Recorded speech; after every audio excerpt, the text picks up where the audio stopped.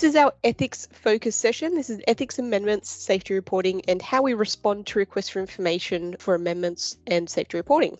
For this particular session, guys, I will be going through an amendment. What I'm going to run through is safety reporting to your HREG and how the system manages that for related New South Wales or Tasmanian sites in our system. Amendments and safety reporting are located in the same place, and the way we kind of create, submit, and respond to requests for information is exactly the same. So that's why I'm going to show you an amendment. What I show you can absolutely be applied to any safety reporting as well. So first things first, I want to locate my project. So a project is when a study has been approved in the system. So our ethics has gone through review and it's now been approved. A project generates for all of our post-approval activity. When you log into the system, you have your top 5 projects to the left of the screen here. This is a rotating list. So if you only have 5 studies in the system, they'll all appear here. If you've got more than 5 and you've recently accessed a study, you'll be able to see it in here and you can go ahead and just click on that project identifier. If you don't see it in here, what you can do is use this View All button within top 5 projects or projects at the top of the screen. And all that does is just take you to a full list of all of your studies that you've currently got created in the system here. You can use the study title or the project identifier. Those are pretty handy in the search bar here, but I can see mine right here. So what I'm going to do, I'm just going to click on the title and that's going to take me directly to my overall project details. And I'm just gonna squish this because I like to have a bit more on the screen here. As you can see, I've got ethics in the system and I've got 2 site applications also in the system here.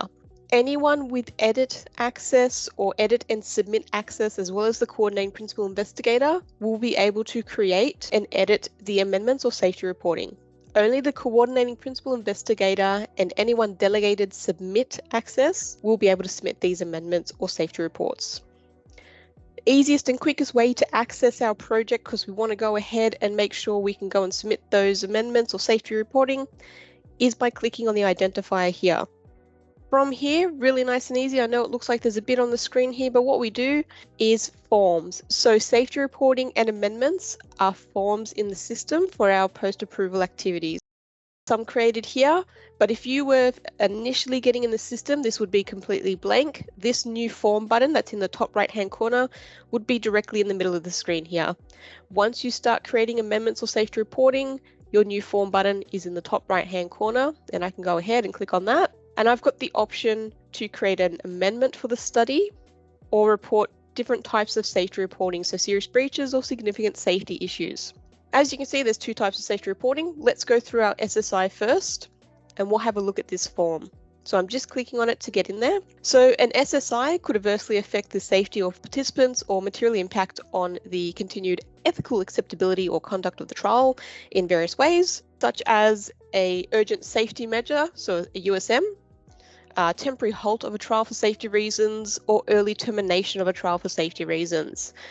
Something I just want to point out that's really important, guys, so just so you have a really good understanding, if you indicate a temporary halt or an early termination as the type of safety reporting you're submitting, this will update the status of your project, which is currently approved, to either halted or terminated. So by selecting these 2 particular types of safety reporting and you're indicating there's a temporary halt or an early termination, the system will automatically understand that it has to update its status to reflect that. So don't be surprised if you do select that and it changes. It's exactly as it should be, because that's what you've indicated in this form.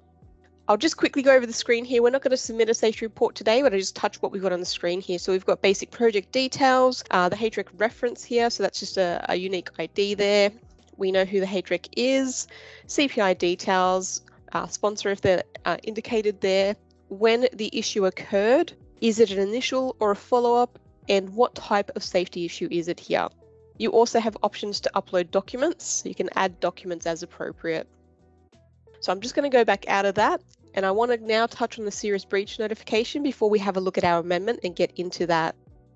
So you can see once I've created a form, if I actually didn't want this anymore and I haven't submitted it at all, so it's the initially created form, this goes for amendments as well, guys, and I don't want to submit it, I made a mistake, perhaps I chose the wrong form, 3 little dots, and I can just delete that form. You can't delete an amendment or a safety notification that has initially been submitted to your research office. They need to make a decision on it. So just to be nice and clear, if you've never submitted it, we can go ahead and we can delete this form. Okay. So I'm just going to open up our serious breach, and I'm going to just have a little chat about that one as well. So serious breach notification is completed when the trial sponsor is reporting the serious breach to the HREC and the TGA, or when a sponsor is providing additional or follow-up information following a third-party report of a serious breach. So again, just some basic information here regarding the ethics identifiers here, the study titles here. If we have a CTN or a CTX, we can put the reference number here. And we can indicate who is reporting this breach as well. Same option with the document upload, guys. We can add documents as appropriate. Okay, and we have some document types here as well. I'm going to go ahead and pop out of this because, like I said, very similar in the format. We complete some data and we can go ahead and submit it. So just because I like to have my things nice and tidy, I'll just remove that. Just touching a little bit more on safety reporting before I click on that new form and make an amendment. What happens is an acknowledgement email, which includes the safety report form, is sent to the coordinating principal investigator, New South Wales and Tas PIs in the system, so principal investigators, as well as admin contacts. And if you guys have a sponsor contact role set up in the system, they will also receive the acknowledgement email. So this is upon submission of safety reporting in the system. So this is just to streamline NHMRC guidance compliance. What happens on approval of ethics safety reporting is that the CPI, PIs and admin contacts are advised via the approval notification, which currently includes a New South Wales specific acknowledgement statement. I do know Tasmania have recently come on board, so we've just got to have a little look at that acknowledgement, but currently it's New South Wales specific. The approval email and safety report are then automatically shared with related sites, research governance officers within REGIS. So just a bit of automation there, no need for double handling from your site PIs. The related sites RGOs, so research governance officers, will review the approval emails and safety reports, but not provide individual acknowledgements. So your principal investigators or your site PIs would only be contacted if further information is required. We try and streamline certain functionality in the system, guys, in regards to reducing duplication. So if the system can share this to our related RGOs, fantastic. That means your site PIs don't have to also then submit their ethics approved safety notifications. So that's a few things you'll see in the system as you go through. What we're going to have a look at now is our amendment. So as I've touched on, it is the same process as you can see to locate it. And what we're going to do, nice and easy, hit the new form button, and I'm just going to hit that notification of an amendment to a research study. So something just to be aware of, only approved studies can have safety notifications and amendments created against them. And as I touched on a little bit earlier, the coordinating principal investigator, anyone with edit access or submit delegation can complete the amendment, but only the CPI or delegate can submit it. So what we can see here on the screen, we've just got some information just regarding how to use this amendment form. So there's a bit more detail with our amendments. The safety notifications, as you saw, were kind of nice and simple there. What we can see with this amendment is we've got a few amendments in the system, so we've got some more information on the screen here. We can see that we don't want to use an amendment form if we're trying to submit safety notifications. We can only submit say for example, a general amendment with maybe 3 or 4 documents or however many you need. You cannot create an amendment that is submitting a general amendment, an addition of a site, a change of CPI all in the one form. The way our forms work in the system is we only have one type. You're allowed to submit at a time, but you can submit as much within that form. So we can see what an amendment is. So again, nice information if you're very new to the system or you're unfamiliar with submitting amendments. Any kind of gold text you see on the screen opens a new tab at the top of the screen for you, so you don't lose your page. It just provides you with those information there. Scrolling down, we've got some basic project details here. Study title, ethics ID, CPI, study type, and the HREC. The study type is really important, guys, just to make sure it is correct. If you do notice that your study type appears incorrect, don't complete the form. Contact your research office that would be reviewing the amendments, and ask that they update the study type. That's what this yellow message is just letting you know. Reason being is that REGIS uses smart form technology, and based on the study type, questions and fields will generate or hide. Very noticeable for clinical trials. If it's correct, fantastic, you can move on. This is not going to stop your submission. It is just an FYI. Below that, we have our amendment types. So we've got a general amendment, request for an extension of HREC approval, addition of a new site, and changes to the CPI, PI, or admin contacts. If you wanted a bit more information around what types of amendments here, we just click on this little bubble here and you get a bit more information. Just click it again and it will collapse that. For this session, we're going to keep it nice and easy. I'm going to go ahead and click on that. Once I've selected that, fantastic, nice and easy, next, and I start to fill in the data here. So you can see we've got our little red asterisks next to our little titles here. That means they're mandatory fields. So just to complete some data, I'm just going to pop in. This is obviously terrible. If you are completing amendment, guys, make sure you put correct data in. I'd get this sent back to me in 2 seconds, but just for training, I'm okay to do this. If you need to, say, for example, add even more information, you can use the add another as required. If you added one too many, we use the bin on the right-hand side of the screen here. Once I've completed the data on this page, again, I can't really tell you what to put in here. It's very relevant to the type of amendment you're submitting. We go next. And this is where you're going to see a little bit of a difference in understanding how to upload a new document versus how to upload a new version of an approved document already in the system. We do have some guidance here, and again, if I click on those bubbles, it expands and it tells you exactly what you need and the formatting to put it in there. I'm going to walk you through this anyway, but I'll just expand it for you. And I'm going to add a document here. If we are uploading a new version of a document that already exists in the system, we want to say yes. And what we can see here in my document title or descriptor, I've got all of my approved documents currently in the system. This is a really good way to check if you're not sure if that document you're trying to create a new version of actually exists in REGIS. Just select yes to start with, and this is a full list of the approved documents you currently have in the system. By selecting yes here, and in this instance, I'm going to put a new version of my PIC form in the system. You're going to now upload a document, say version 2 of my master PIC form, which I've got on the screen here. I'm going to upload version 2. When it is approved, version 2 is going to sit on top of version 1. So I'm not going to have version 1, version 2 in the system. I'm just going to have now version 2 in the system. This is the way to do it, guys, especially if you're new in the system. Don't upload it as a new document. If it exists in REGIS, you want your new version to sit on top of your previous version. This will just make your document management so much cleaner and easier to navigate in the system. And if you're not sure if it exists in REGIS, select yes. Have a look at the documents in your approved document list here.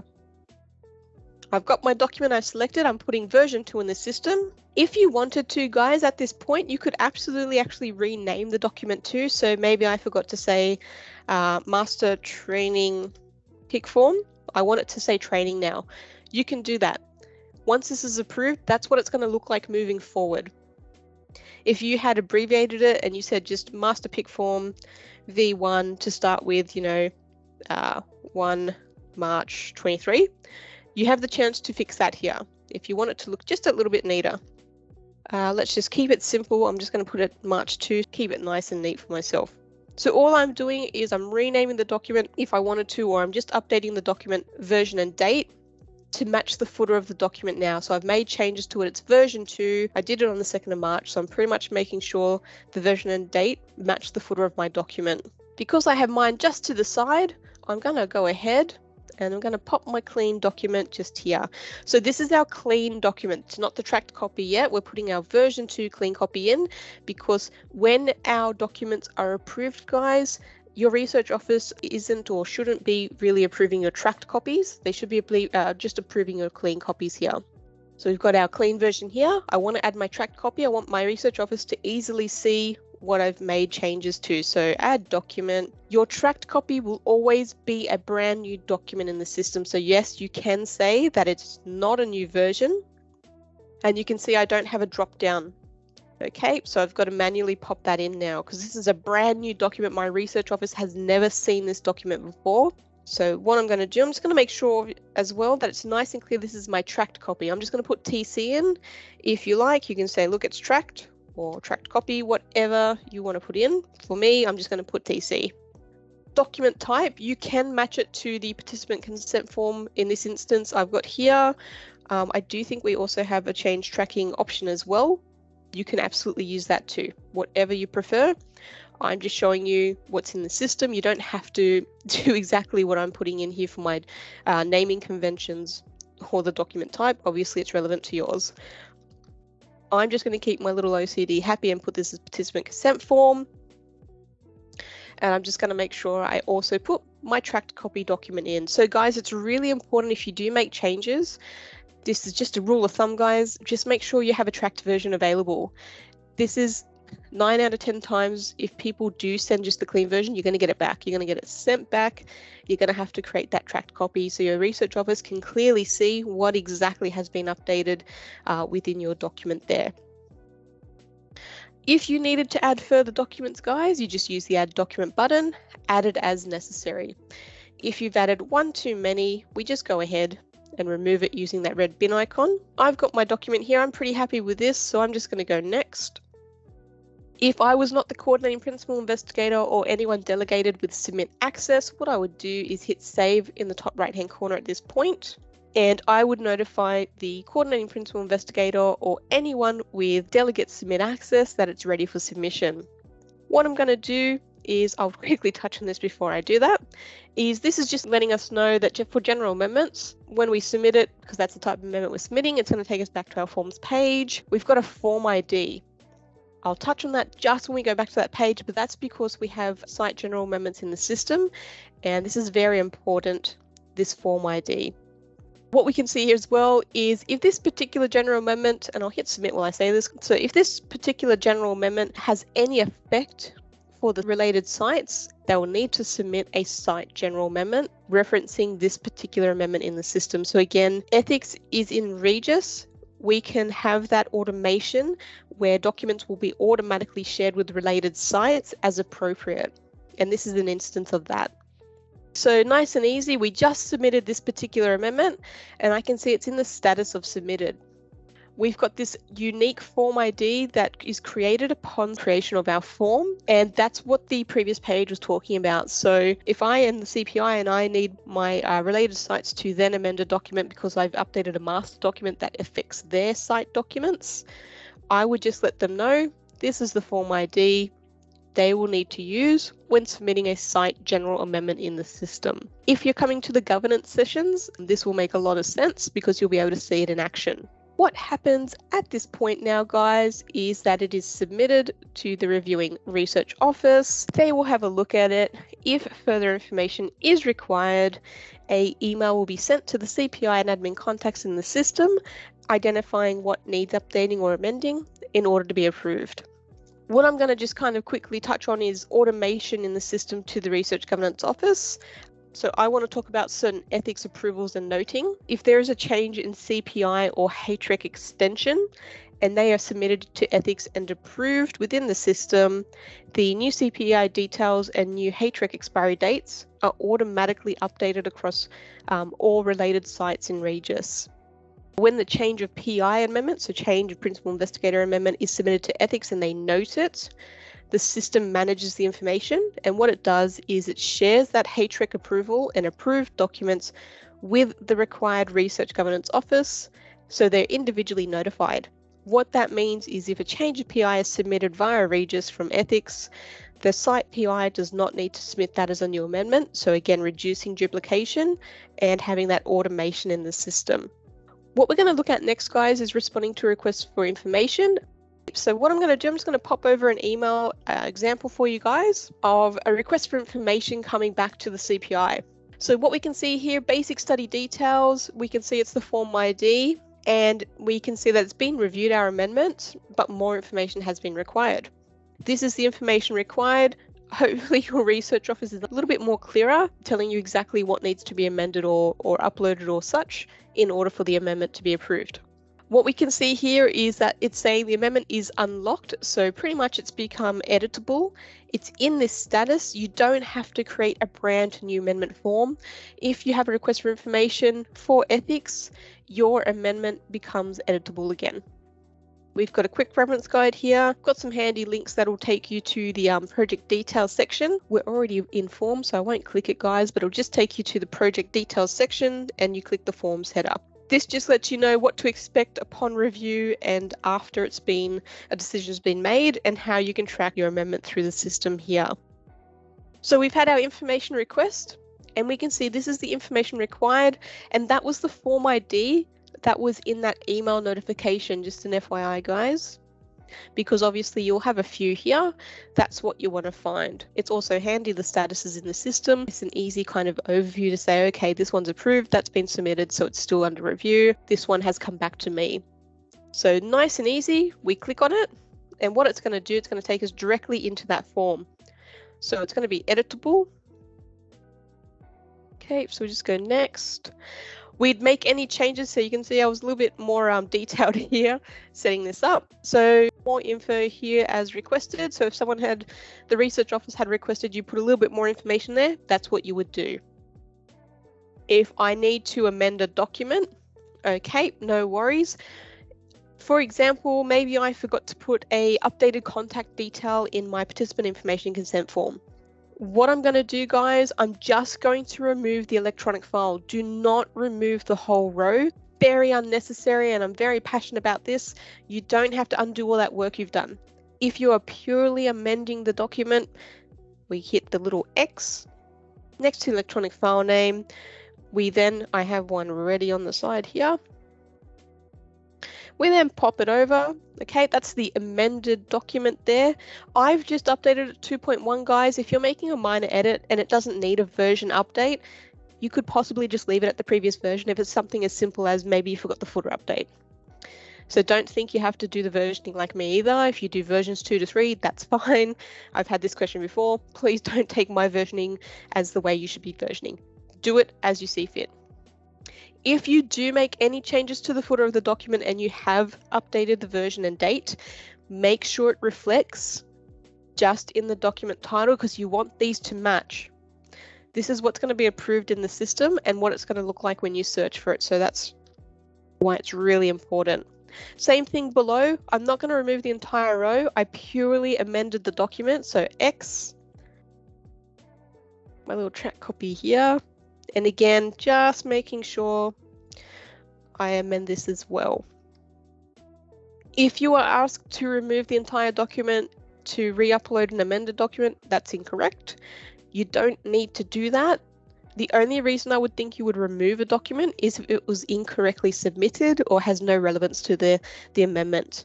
If you're amending a document, guys, again, just remove the electronic file name, upload the new one, just make sure you reflect that in the document title.